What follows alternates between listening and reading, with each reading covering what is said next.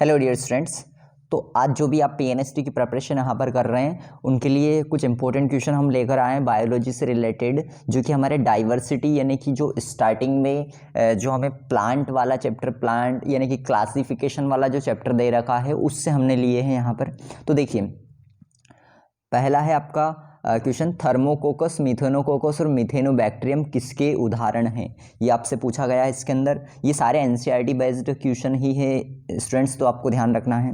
तो आपको या पहला ऑप्शन दे रखा, जीवाणुओं के जिनका डीएनए शिथिल होता अथवा सकारात्मक रूप में अधिकुंडलित होता है, मगर जिनमें एक कोशिका, कंकाल और साथ ही माइटोकॉन्ड्रिया भी होते हैं। तो पहला ऑप्शन आपको ये दे रखा है। दूसरा ऑप्शन दे रखा, जीवाणुओं के ही उदाहरण है जिनके भीतर एक कोशिका, कंकाल तथा राइबोसोम होते हैं। तीसरा दे रखा है, आर्की बैक्टीरिया के उदाहरण है जिनके भीतर ऐसे प्रोटीन होते हैं जो केंद्र की कोड हिस्टोन के समजात होते हैं। और चौथा ऑप्शन दे रखा है, आर्की बैक्टीरिया के जिनके भीतर ऐसे कोई हिस्टोन नहीं होते जो सुकेंद्रकीय में पाए जाने वाले हिस्टोन के समान हो, परंतु जिनका डीएनए ऋणात्मक रूप में अधुकुंडलित होता है। तो स्टूडेंट ध्यान रखना है, ऑप्शन आपका तीसरा सही हो जाएगा। ये आर्की बैक्टीरिया के उदाहरण होते हैं और इनमें कुछ ऐसे प्रोटीन होते हैं जो कि सुकेंद्रकी के क्रोड हिस्टोन प्रोटीन के समजात होते हैं, जिसे हम नॉन हिस्टोन प्रोटीन पॉलीएमाइंस कहते हैं। ओके, तो ये हो जाएगा आपका। उसके बाद में आपका दूसरा दे रखा है आपको, निम्नलिखित में से किस एक विकल्प में ऐसे दो मुख्य लक्षण दिए गए हैं जिनके आधार पर नीटम को साइकस तथा पाइनस से अलग पहचाना जा सकता है और साथ ही जो उसकी आवर्त बीजों के साथ बंधुता दर्शाते हैं। पहले तो आपको ये याद रख लेना स्टूडेंट के तीनों जो उदाहरण आपको दे रखे हैं ये आपको जिम्नोस्पर्म के दे रखे हैं। ऐसे में अब आपको आंसर बताना है कि उनको किस प्रकार से अलग अलग पहचाना जा सकता है। तो परिदल पंजु तथा अध्यावरण दे रखा है, भ्रूण परिवर्धन या शीर्षस्थ विभ्योजक देख रखा है, रेजिन वाहिनी तथा पत्ती शिरान्यास की अनुपस्थिति दे रखा है, वाहिका तत्वों की उपस्थिति तथा स्त्री धानियों की अनुपस्थिति दे रखा है। ये चार ऑप्शन आपको दे रखा है। तो आपको याद रखना है, इनमें वाहिका तत्वों की उपस्थिति तथा स्त्री धानियों की अनुपस्थिति के आधार पर हम इनकी पहचान कर सकते हैं स्टूडेंट। क्लियर? क्योंकि तीनों में डिफरेंस थोड़ा सा इसी चीज़ का होता है स्टूडेंट। ओके, होते तीनों यही है, पर इनमें एक्सेप्शन होता है कि किसी में वाहिका तत्वों की उपस्थिति होती है तो कुछ में नहीं होती है, स्त्री धानियों की अनुपस्थिति भी कुछ में होती है। तो ये आपको देखने को मिलता है यहाँ पर। तीसरा आपका ऑप्शन दे रखा है, क्वेश्चन देखिए पहले, निम्नलिखित में से किस एक में नर और मादा युग्मोद्भिद स्वतंत्र अस्तित्व वाले स्वच्छंद जीवी नहीं होते हैं? ये आपको क्वेश्चन दे रखा है। तो आपको याद रखना है कि जो आपका सेड्रस होता है इसके अंदर जो नर और मादा युग्मोद्भिद होते हैं वो स्वतंत्र अस्तित्व वाले स्वच्छंद नहीं होते हैं। ये बाकी आपको पॉलीट्राइकस दे रखा है, टेरिस दे रखा है, फ्यूनेरिया दे रखा है, तो आपको याद रखना है सेड्रस आपका आंसर इसमें आएगा। चौथा क्वेश्चन देखिए स्टूडेंट्स, चौथा क्वेश्चन है आपका, निम्नलिखित में से कौन सा एक विषम बीजाणु की होता है?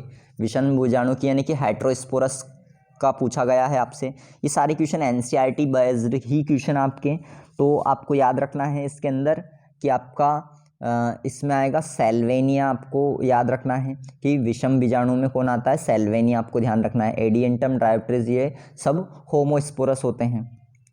उसके बाद पांचवा क्वेश्चन आपको दे रखा है, अच्छे से करना है इस क्वेश्चंस को। देखिए स्टूडेंट, पांचवा क्वेश्चन है आपका, सजीव जीवधारियों के हाल के वर्गीकरण में जिसमें जीव सृष्टि के तीन भाग बैक्टीरिया, आर्किया तथा यूकेरिया बनाए गए हैं, उस दृष्टि से आर्किया के विषय में निम्नलिखित में से कौन सा एक कथन सही है? तो यहाँ पर आर्किया के विषय में पूछा गया है।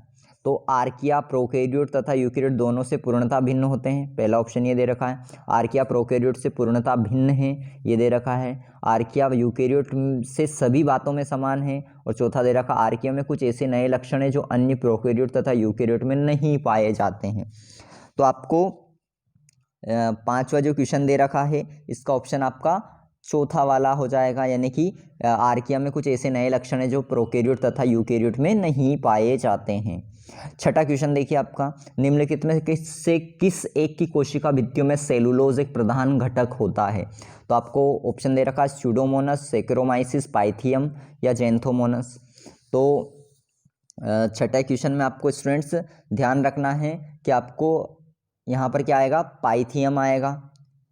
क्लियर, पाइथियम जो है ये सब आपको क्या दे रखा है, स्यूडोमोनस, जेंथोमोनस, सेक्रोमाइसिस, ये सब आपके दे रखा, और पाइथियम जो दे रखा आपको प्लांट की दे रखा। तो आपको पता है कि किसकी कोशिका भित्ति में प्लांट होता है, प्लांट की कोशिका भित्ति में क्या होता है, सेलुलोज होता है, आपको ध्यान रखना है। सातवां क्वेश्चन देखिए स्टूडेंट, चावल की जीवाणुविक पर्णशीर्णता किसकी स्पीसीज में पैदा होती है? चावल की यहाँ पर बात की गई है, जीवाणुविक पर्णशीर्णता का क्वेश्चन पूछा गया है ना।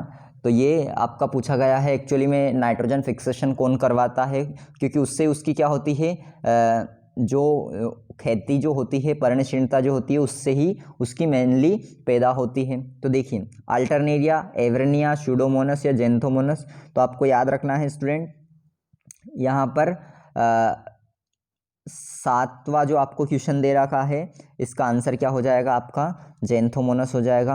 अगर आपसे डायरेक्टली नाइट्रोजन फिक्सेशन का पूछा जाता तो इसमें फिर आपको अलग आंसर आता, पर आपसे यहाँ पर चावल की जीवाणुविक पर्णशीर्णता पूछी गई है, इसलिए आपका आंसर क्या हो जाएगा, जेंथोमोनस हो जाएगा। अगला देखिए आठवां क्वेश्चन है आपका, एलनस की मूल ग्रंथियों में नाइट्रोजन स्थिरीकरण किसके द्वारा संपन्न होता है? वेरी इंपॉर्टेंट क्वेश्चन है, पूछा जाता है एलनस का। तो डायरेक्टली आपको याद रख लेना है कि एलनस के अंदर किससे होता है, फ्रेंकिया से होता है। ओके, तो ये कुछ इंपॉर्टेंट क्वेश्चन स्टूडेंट हमने आज लिए थे। नेक्स्ट लेक्चर में हम मिलते हैं वापस कुछ इंपॉर्टेंट क्वेश्चन या फिर किसी लेक्चर के साथ।